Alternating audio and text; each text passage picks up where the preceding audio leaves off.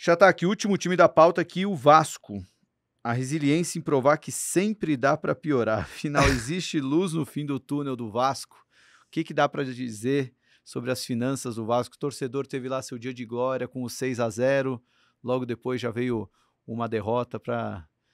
até eu acompanhei muitos memes sobre isso, né? Falaram que, esse Vasco que perdeu depois do Juventude, né? É.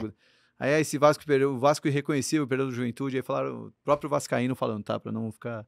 Não, o Vasco irreconhecível foi do 6-0 contra o Santos. Esse é o Vasco que eu tô acostumado a ver nos últimos anos. Mas e aí, o que as finanças mostram sobre o Vasco? Perfeito. Não, foi muito engraçado porque o torcedor vascaíno é muito apaixonado, né? Muito. Não, palmeirense e vascaíno tem muita conexão. Eu acho que tem um amor muito parecido pelo time. Exato. E o pessoal ali que faz aqueles reacts de jogo, o pessoal tava super empolgado. E o gol do Juventude vem de um pênalti com, juro, acho que devia ter 15, 30 segundos de jogo. Então é quase que se alguém, assim, literalmente sua mãe te acorda de um sonho, né?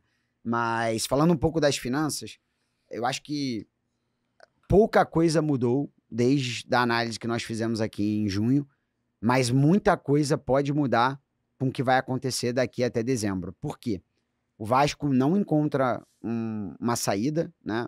Você teve aí o presidente há cerca de um mês atrás dando uma entrevista que o clube paga mais hoje de água e de energia porque ele descobriu um gato, né? Gato, para quem não sabe, Um gato. é um gato, desculpa. Mas se não sabe, você mora muito bem, cara.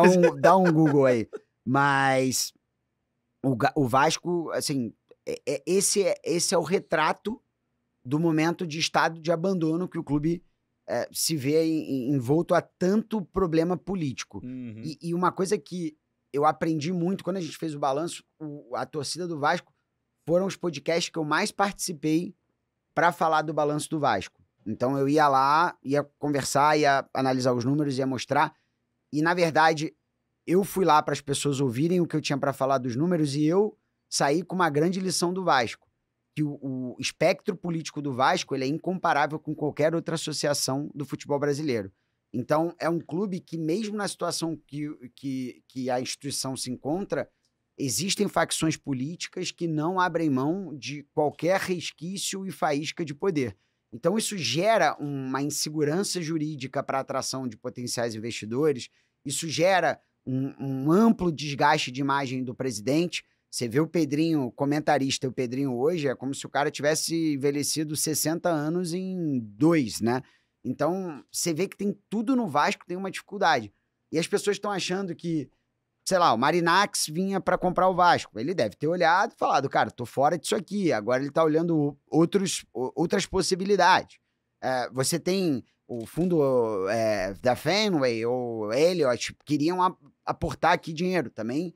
Insegurança jurídica. Esse foi o clube que afastou a 777, ainda que depois, de forma comprovada, por meio de uma liminar da noite para o dia, monocrática, trazendo insegurança para o investidor. Uhum. Então o Vasco começa a ter talvez não um erro fatal, mas uma série de pequenos erros que lhe circundam, que estão deixando o clube literalmente quase que abandonado. Uhum. Então acho que o Vasco tá... Sabe aquela bronca que a sua mãe te dá, que ela fala assim, eu já não sei mais o que fazer com você?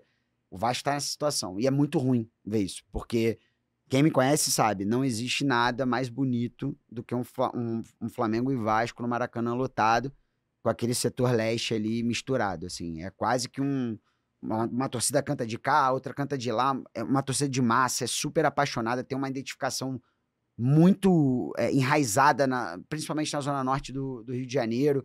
É uma torcida nacional também. Então, quando você olha para tudo que o Vasco está virando, eu acho que um rebaixamento esse ano, talvez o 5º da história, mais uma vez vai levar o clube para mais uma gangorra que hoje você olha o Flamengo faturando 1,5, que vai bater esse ano, 1,7, e você olha o Vasco, que vai faturar provavelmente 300 milhões de reais, você já vê um Vasco 5 vezes menor do que o Flamengo. O Vasco é 5 vezes menor do que o Flamengo? Não, não é. Então, como o Grafietti ensinou pra gente aqui, é assim que uma associação morre aos poucos.